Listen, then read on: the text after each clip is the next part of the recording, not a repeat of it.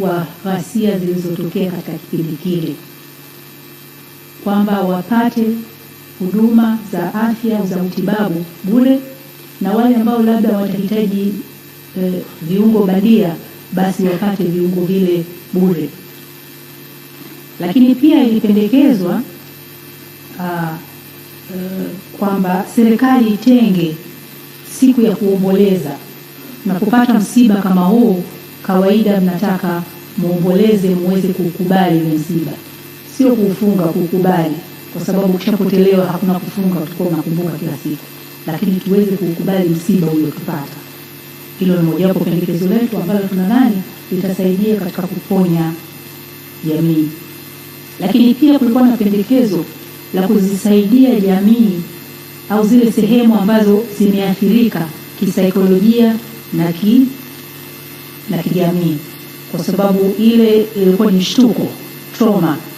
Kuna watu wamepoteza wale ambao ndio walikuwa wanawategemea. Kuna watoto wameona matukio ya kutisha. Kuna wazazi, wamepotelewa na vijana wao. Kuna vijana na waita ambao ni familia ndogo. Tumekuta kina mama wajawazito, wana watoto wadogo, wale pia mbali na kupata huduma zingine wapate pia huduma za kisaikolojia. Na juzi tulikutana na viongozi wa dini, na wao wana jukumu la kutoa huduma za kiroho ili tuweze kufikia katika ngazi ya uponyaji. Lakini katika mapendekezo kuna katiba mpya ambayo imezungumziwa hapa, na ndio iliwekewa tarehe ya 2028 ili mchakato wa katiba huo umekamilika kabla ya uchaguzi unaofuata. Lakini pia imependekezwa tuwe na tume ya maridhiano na mwafaka. Watu wanapohitilafiana, wakapigana au wakaumizana, mwisho yote lazima wakae wazungumze. Sio lazima wakubaliane, lakini waridhiane kwamba hili jambo halikuwa zuri, na kwamba tunapopata matatizo basi tutatue matatizo yetu juu ya meza, sio kwa kuumizana au kushambuliana.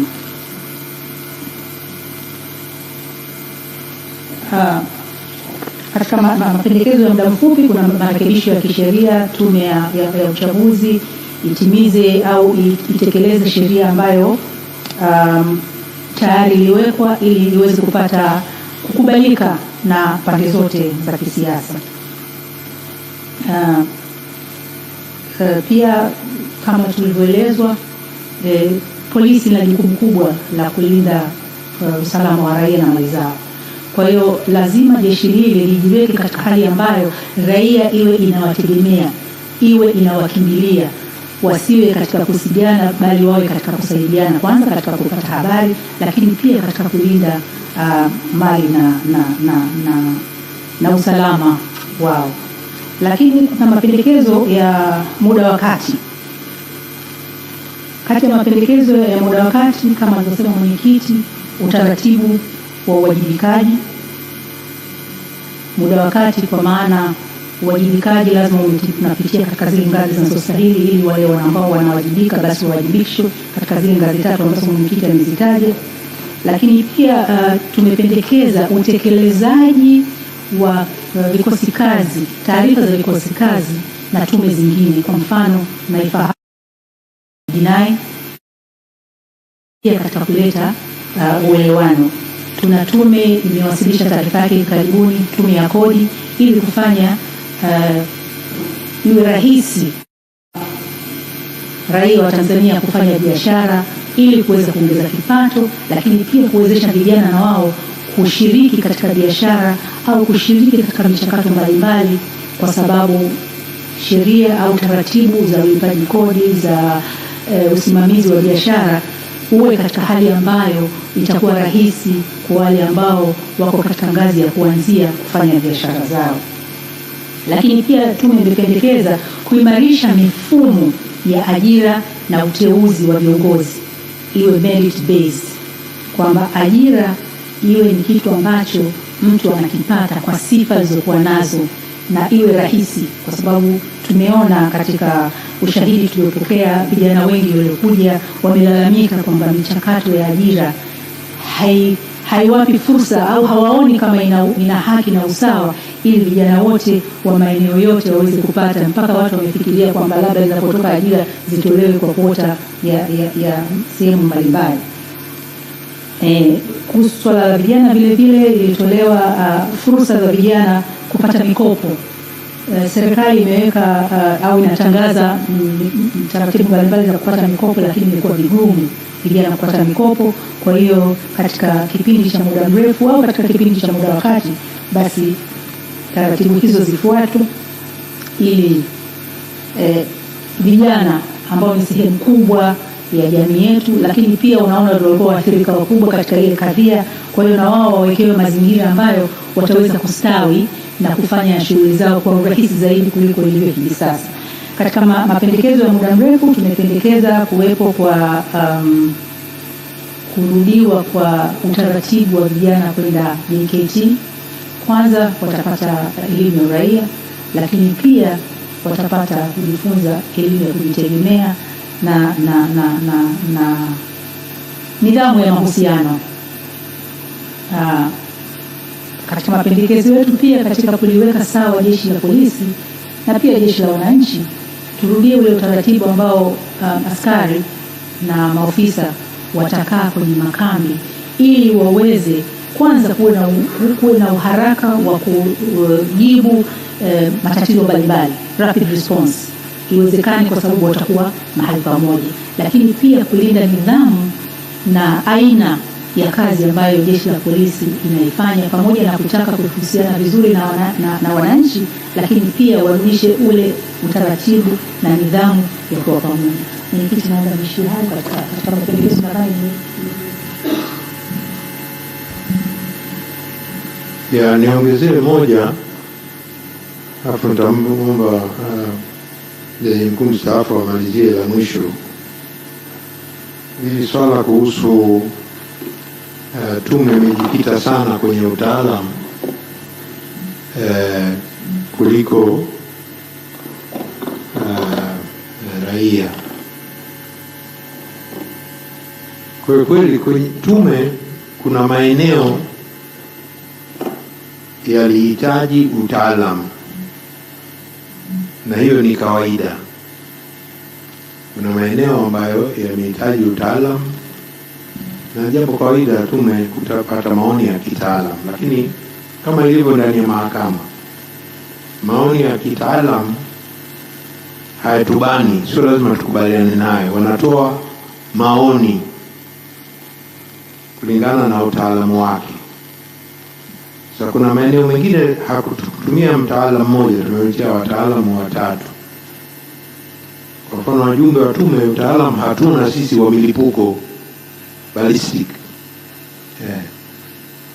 hamna kwenye uzoefu wetu wa miaka 400 kufanya kazi.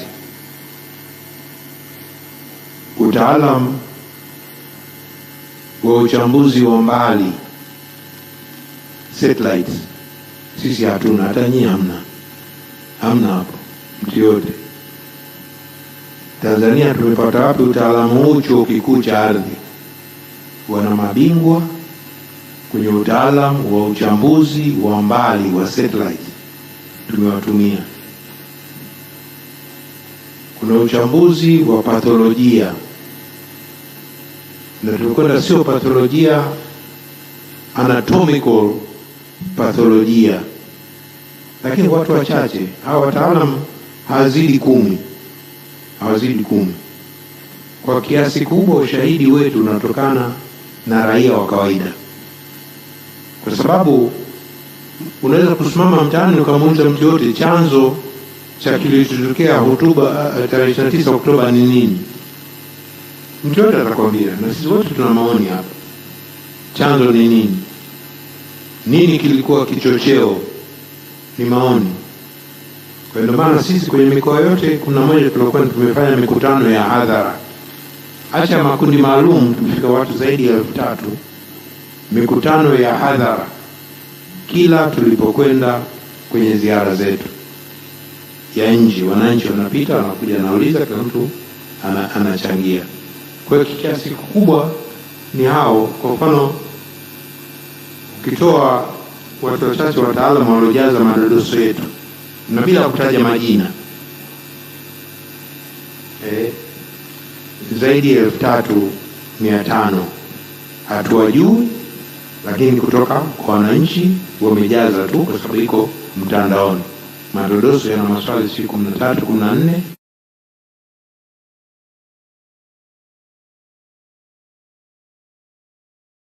Jambo dogo, na wengi hao ni wananchi tu kawaida wametoa mawazo, lakini sisi wajibu wetu kuyachambua.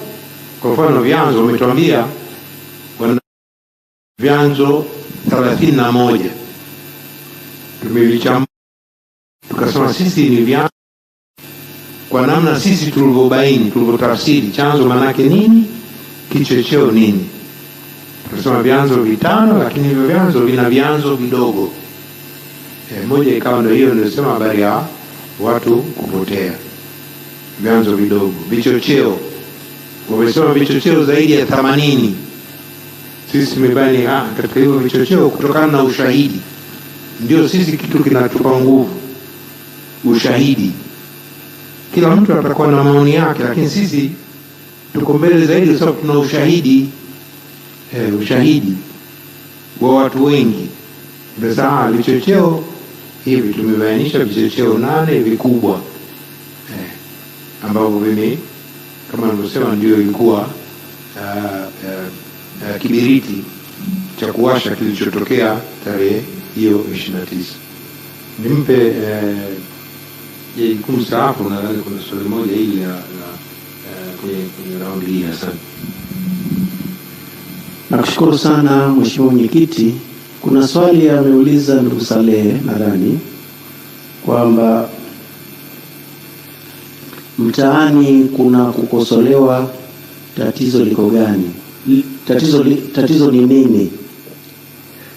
Kwa maoni yangu au kwa maoni ya tume ni kwamba kukosolewa ni jambo ambalo ni la afya, kwa sababu unapokosolewa ndio unajenga, unakuja na kitu ambacho ni bora zaidi. Na jambo ambalo sisi tumeligundua katika kukosolewa, kuna wale ambao wanakosoa bila kuwa na uwezo wa kuelewa, wanawategemea wengine wawe wamechanganua, alafu wanawafuata yale wanayosema. Na tumeona hiyo ni hatari sana, hasa kwa Tanzania, kwamba watu wengi siku hizi hawasomi magazeti, hawasikilizi television za hapa Tanzania. Muda wote utaona wana scroll, lakini yale wanayoya scroll sio mambo ambayo yanaweza kuwapa elimu na kujua kinachotokea Tanzania. Na kwamba tumeona kuna umuhimu vile vile wa watu kupata elimu ya namna ya kutumia taarifa ambazo zinapatikana katika mitandao. Kuna wengine wanaamini kila kitu, kila clip inayozunguka katika mitandao. Na ndio maana katika kazi zetu, ili kupata ushahidi, tulihakikisha tunapata wataalamu ambao walitusaidia sana kujua ni clips za aina gani, deepfakes. Kwa mfano, kuna matukio ambayo tuliletewa kama ni matukio ya tarehe 29, lakini wataalamu wakaonyesha kwamba zile video zimetengenezwa upya, zimechakachuliwa, ni matukio ya Gaza, matukio ya nchi nyingine ambayo ilikuwa na maafa, lakini imepokelewa kama ni matukio ya Tanzania. Kwa hiyo unakuta tuna kazi kubwa sana ya kuhakikisha kwamba wananchi wa Tanzania kuna kuwepo na communication strategy ambayo itahakikisha kila mwananchi anafahamu kila kitu kinachoendelea hapa Tanzania. Na ndio maana sisi tumeona kwamba kama tume ya uchunguzi ya Tanzania tulipata nafasi nzuri zaidi pengine kuliko tume ya kimataifa kuweza kuwa na ukaribu na watu wa kawaida. Tuliweza kuongea nao ana kwa ana, tukaweza kuelewa matatizo yao, na tulitumia muda mrefu sana kuongea nao. Kwa hiyo hili ni eneo ambalo kwa kweli linahitaji mtu anapokosoa awe anakosoa kutokana na elimu kubwa ambayo ameipata, lakini sio kwa kumsikiliza influencer mmoja amesema kitu ambacho kila mtu anaendelea kukosoa. Nashukuru. Niseme tu moja pia kuhusu ngoja nimwachie Balozi Radhia kuhusu ile swala la moja ya mapendekezo yaliyotolewa ni kuundwa kwa baraza la vijana. Nadhani hiyo ni muhimu sana muijue, na tunadhani itachangia katika tunatumia neno kuponya, lakini pia katika kushirikisha vijana katika ujenzi wa nchi yetu. Kwa hiyo nadhani hili swala ni moja ya mapendekezo muhimu sana ambayo yatakayochangia katika kuleta utulivu, kama moja wa maswali yaliyokuwa yameulizwa kwamba tungependa kuona nchi yetu inamaliza na kusonga mbele. Kwa hiyo baraza la vijana nadhani itatoa fursa kwa vijana kuweza kuzungumzia matatizo yao na kupendekeza wapi tuendako. Mwenyekiti, niliona ni muhimu niongeze. Nataka niongezee hapa kidogo waliosema Jaji Mkuu mstaafu kuhusu tume za kimataifa, kwa sababu mimi nimeshiriki tume zaidi ya 4. Sasa hivi ni mwenyekiti wa tume ya kimataifa inayochunguza kuhusu Sudan. Huu mwaka wa 3 niko Dar es Salaam, sijafika Sudan. Asante.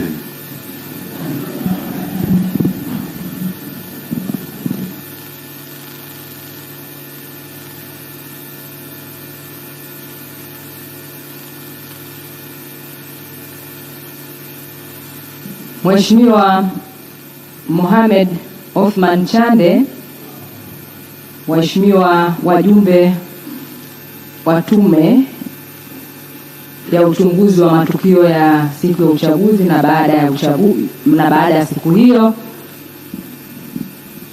naomba kwa niaba ya wanahabari wenzangu kuwashukuru sana kwa ufafanuzi mlioutoa kwa kina kuhusiana na ripoti ya Rais ambayo mliaminiwa kuchunguza matukio hayo.